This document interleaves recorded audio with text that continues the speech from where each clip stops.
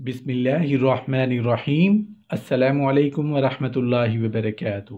تخلیق آدم علیہ السلام کیسے ہوئی؟ ایک روایت کے مطابق جناب آدم علیہ السلام کے سر کو خاک مکہ سے بنایا گیا، گردن بیت المقدس کی مٹی سے، سینہ عدن کی خاک سے، پیٹ اور پیٹھ کے بنانے میں ہندوستان کی مٹی لائی گئی،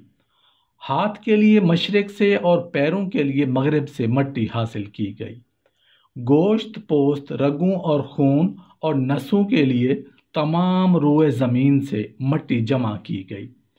اس کی وجہ سے متضاد اور مختلف طبیعتیں انسانوں میں پائی جاتی ہیں۔ پتلا آدم علیہ السلام کو تمام صاحب و جمال، خواہ وہ انسانوں سے متعلق ہوں یا بضد کے حسن کے عکس پذیر آئینہ کی حیثیت دی گئی، تاکہ مظاہر جمال و جلال میں،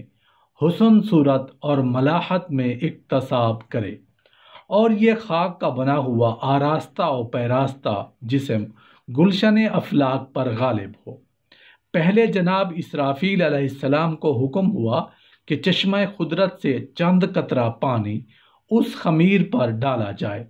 اور اے جبرائیل علیہ السلام ہمارے لطف کی تھوڑی نسیم سحر اس میں شامل کر، اور اے میکائیل علیہ السلام ہمارے ابتلاء اور آزائش سے تھوڑی سی آگ اس میں شامل کر، تاکہ ان سب کو ملا کر اس خمیر سے اپنے خلیفہ و نائب کا پتلا بنائیں، تاکہ خاک سے وہ عاجزی اور انکساری سیکھے، اور ہوا سے وہ چلنے پھرنے کا حال معلوم کرے، اور آگ سے حالات زندگی کو معمول پر لائے، اور پانی سے رواں ہونے کے متعلق معلوم کرے، تاکہ ابدیت کے میدان میں خاک کی طرح سرنگوں ہو اور مناجات کی محراب پر پانی کی طرح رواں ہو۔ دوسری روایت کے مطابق دریائے مالا مال سے مسلسل 40 سال اس تو وہ خاک پر غم اور اندوہ کی بارش ہوتی رہی،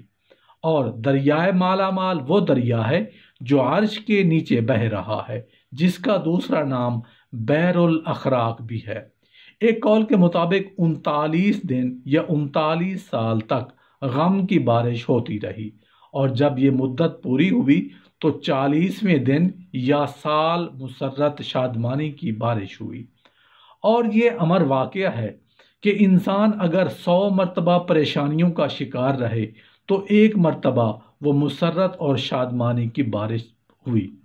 اور یہ امر واقعہ ہے کہ انسان اگر 100 مرتبہ پریشانیوں کا شکار رہے تو ایک مرتبہ وہ مسرت اور شادمانی سے بھی ہمکنار ہوتا ہے۔ حضرت قتادہ رضی اللہ عنہ فرماتے ہیں کہ اللہ رب العالمین نے اس بادل کو حکم دیا کہ بارش کے قطرے ایک دن یا ایک سال ہجرت و شادمانی سے لے کر خاک جسد آدم علیہ السلام پر برسائے جائے،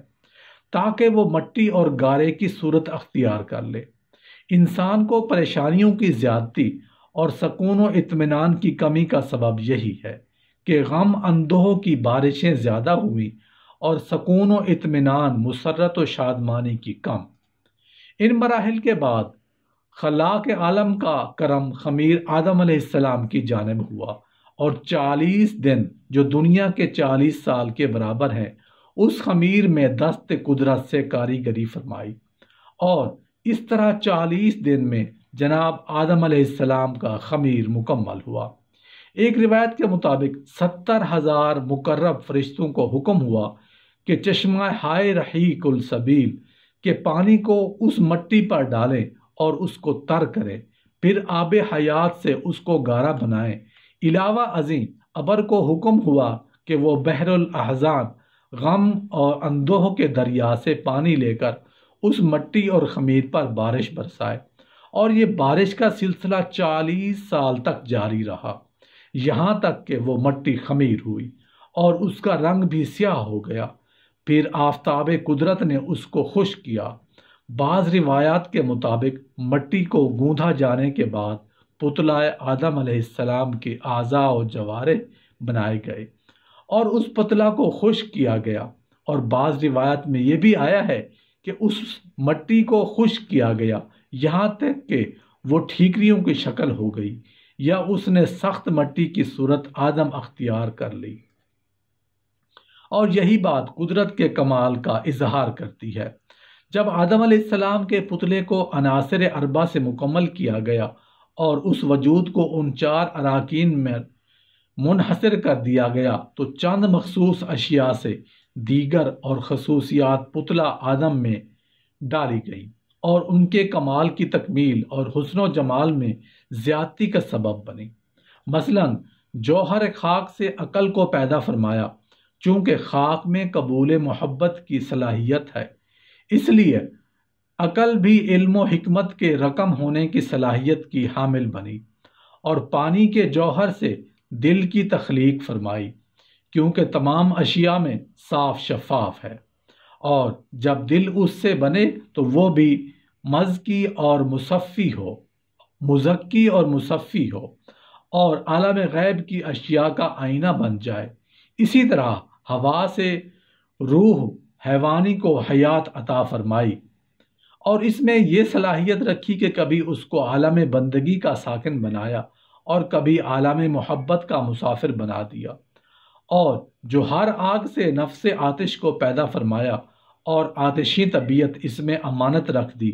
اور مختلف صفات سے موصوف کیا۔ عقل، دل، روح، نفس کو جوہر ذات ہر معنی حقائق کے مخزن بنایا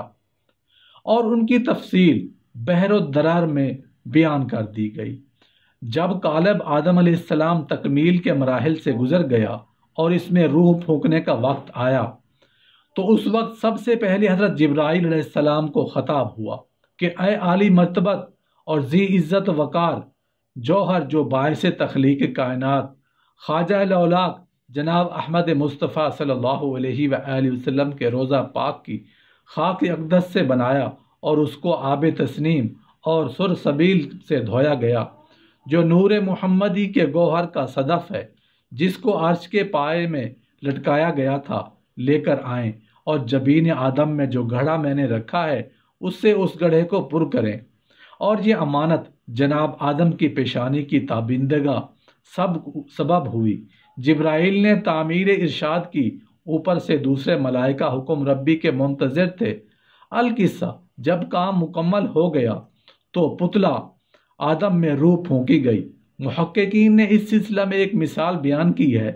کہ شکاریوں کا طریقہ یہ ہے کہ پہلے تو جال کو زمین پر بچھا کر چھپا دیتے ہیں اور اس پر دانہ ڈال دیتے ہیں تاکہ دانہ کے دھوکہ میں آ کر پرندے جال میں پھنس جائیں۔ بلا تمثیل و تشبیہ جب سیاد ازل نے چاہا کہ مرغ روح کو قالب کے جال میں یہاں سے اندھیر بدن کے پنجرے میں منتقل کر دیں تو مشیت نے حقیقت محمدی صلی اللہ علیہ وآلہ وسلم کے دانہ کو اس خاک پر بکھیر دیا۔ فوراً مرغ روح اس میں آ کر پھنس گیا اور اس کے پیر مٹی میں اور اس کے پھندے دل میں پڑ گئے۔